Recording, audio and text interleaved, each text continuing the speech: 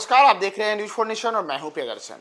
राजनीति के बारे में कहा जाता है कि यहाँ कोई किसी का हमेशा के लिए न तो दुश्मन है न तो हमेशा के लिए दोस्त है। और ऐसा ही मामला उस वक्त भी आज देखने को मिला जब बिहार में लालू यादव के एक दौर में खासम खास रहे सीवान वाले शहाबुद्दीन की पत्नी हिना साहब और उनके बेटे ओसामा साहब आज राष्ट्रीय जनता दल का लालटेन थाम लिए।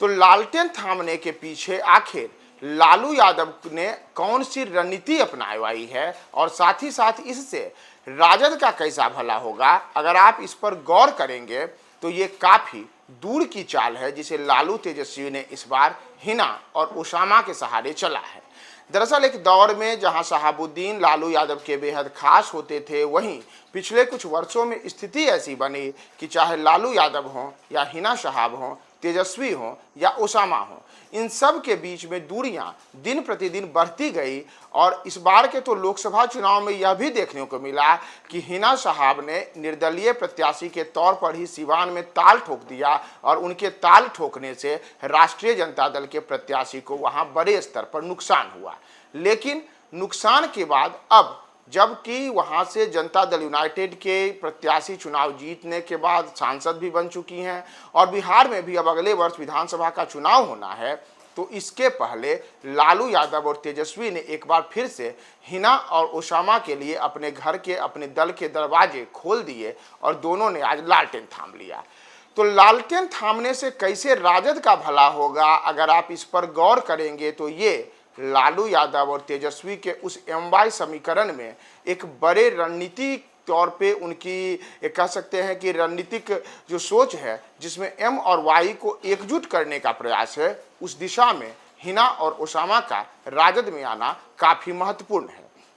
दरअसल बिहार में अगर आप लालू यादव की राजनीति को देखें तो वर्ष 1990 से लालू यादव जिस वोट बैंक के सहारे अपने आप को बिहार में स्थापित किए हुए हैं, उसमें उनका एमवाई समीकरण है, यानी कि मुस्लिम और यादव समीकरण। बिहार में अगर मुस्लिमों के कुछ बड़े नेताओं के तौर पर हम कुछ चेहरों को याद करें तो शहाबुद्दीन बिहार में मुस्लिम समुदाय से आने वाले एक ऐसे नेता के तौर पे रहे जिनकी पूरे बिहार में मुस्लिम समुदाय के ऊपर अच्छी खासी पकड़ देखने को मिली। और लालू यादव के साथ रहते हुए शहाबुद्दीन ने जहां खुद विधायक से लेकर के सांसद तक का चुनाव जीता, वहीं लालू यादव को एक पक्ष में भी मुसलमानों को गोलबंद करने के लिए हमेशा से शहाबुद्दीन अहम कड़ी के तौर पर अपनी भूमिका अदा करते रहे। लेकिन शहाबुद्दीन को जेल जाने, बाद में उनके निधन के उपरांत लालू परिवार का जहां एक और बिहार के एमवाई समीकरण के ऊपर से जो पकड़ है वह पकड़ कमजोर हुआ, तो दूसरी ओर शहाबुद्दीन की भी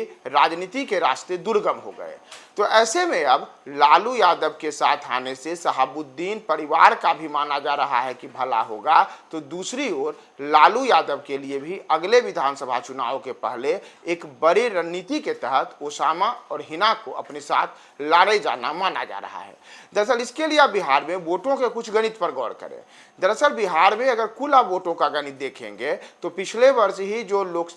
बिहार में जातीय गणना की रिपोर्ट 2 अक्टूबर 2023 को आई थी, उस रिपोर्ट के अनुसार बिहार में जो आबादी है उसमें 17% आबादी अकेले मुसलमानों की है, यानी कि मुसलमानों की कुल एकजुट जो आबादी है, चाहे वो शिया हो, सुन्नी हो या फिर अन्य समुदाय जो उनके हैं, उन सबको जोड़ करके 17% है। तो बिहार में जो 13 करोड़ की आबादी है उसमें अकेले 17% के आसपास आबादी मुसलमानों की है और ये मुसलमान एक मुश्त होकर के वोट देने के लिए शुरू से ही जाने जाते हैं। इतना ही नहीं, बिहार में अगर अन्य वर्गों की आबादी को आप देखेंगे तो 14% से ज़्यादा यादव समुदाय के लोग हैं, यानी कि बिहार में